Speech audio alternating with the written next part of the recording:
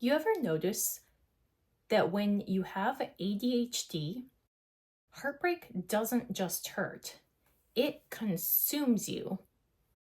You're not just missing someone, you're questioning every moment you shared, replaying it like a movie on loop, searching for what you did wrong. It's not because you're dramatic or weak, it's because your brain feels rejection like it's danger.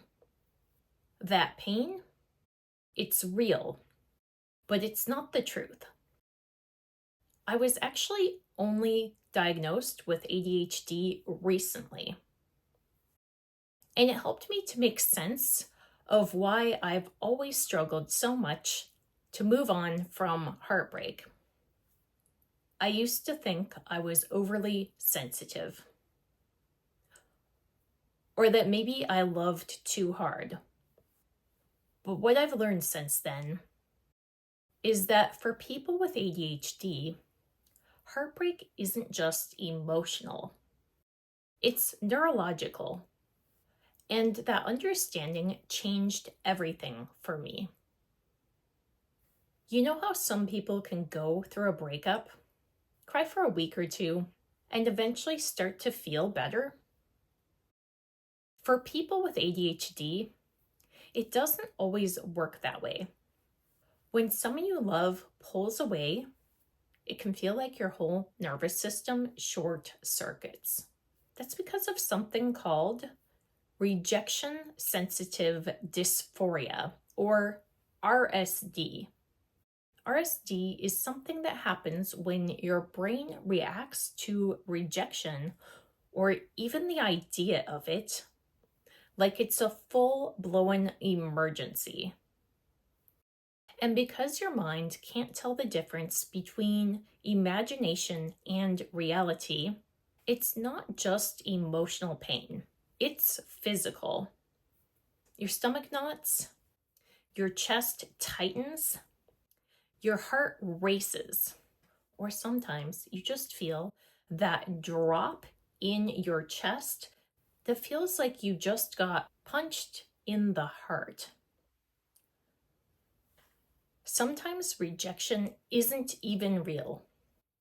You might just perceive it, but your brain doesn't care.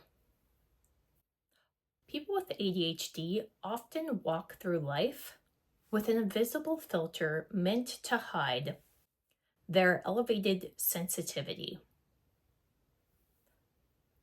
from even their closest friends and family, pretending to be unaffected emotionally and trying their best to mimic the neurotypical people surrounding them.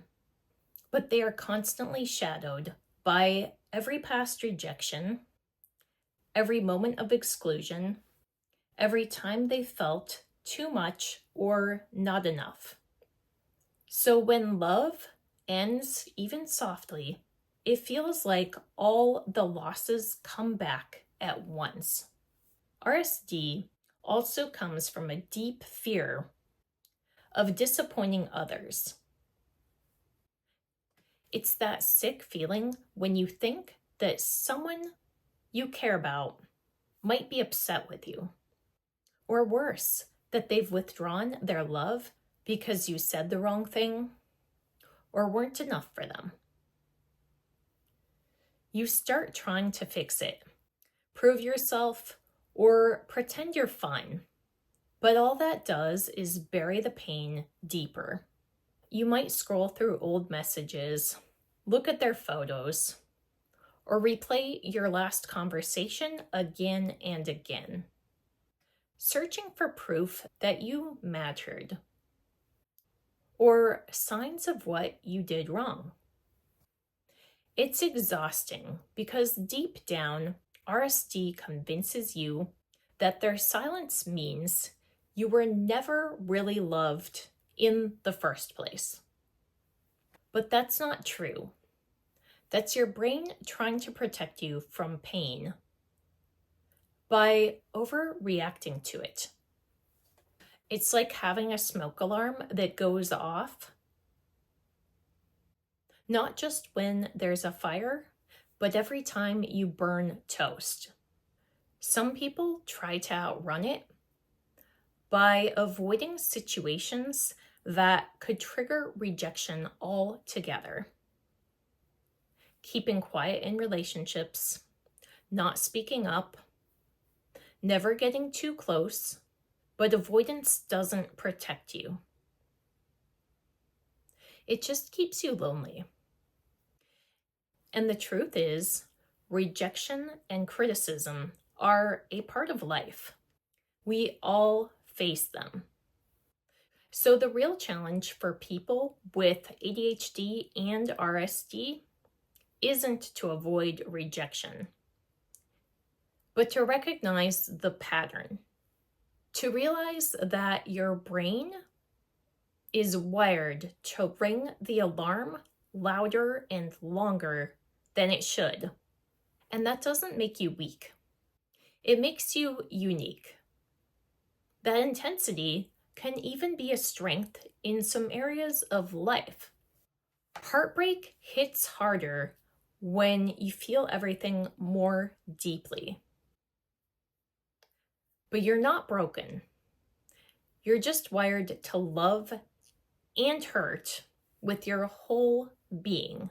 How to start healing after rejection. When you live with ADHD and RSD, you can't just tell yourself to move on. Your brain doesn't work that way. You have to retrain it gently to see reality again after the alarm stops blaring. One way to start is what psychiatric doctor Serene calls the STAR method. Stop, think, act, and recover. When you feel that rush of panic or shame, stop before reacting. Think, is this rejection real? Or just my brain remembering old pain? Act from calm, not panic. Then recover. Take a breath, take a walk, take a moment to let your body know that you're safe.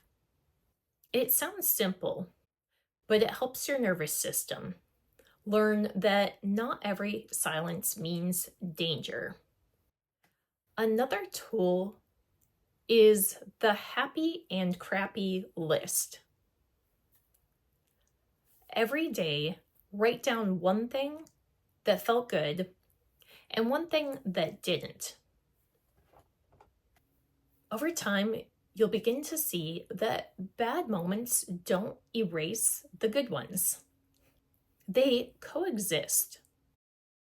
It trains your mind to see the full picture, not just the disappointment. But my favorite part, and where real healing starts, is in rewiring your story through memories. This method is recommended by neurologists. When RSD hits, it tries to convince you that you've always been rejected. So fight back with evidence. Make 2 lists. Times you were accepted, loved, or chosen, and times you succeeded when you were proud of yourself, when something worked out. Record these memories in your own voice. The way you'd talk to a friend who forgot how amazing they are.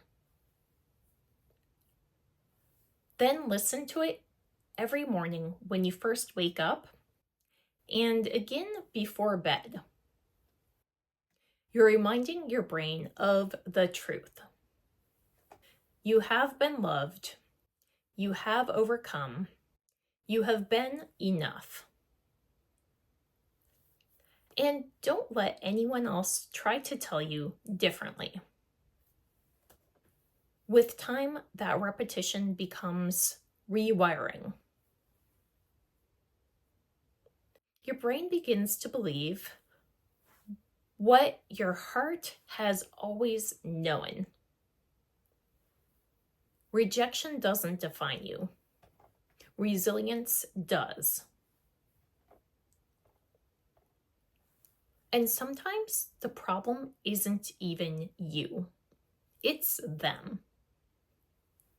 According to Sasha Hart, the way someone treats you is never a reflection of your value. It's a reflection of their capacity to love.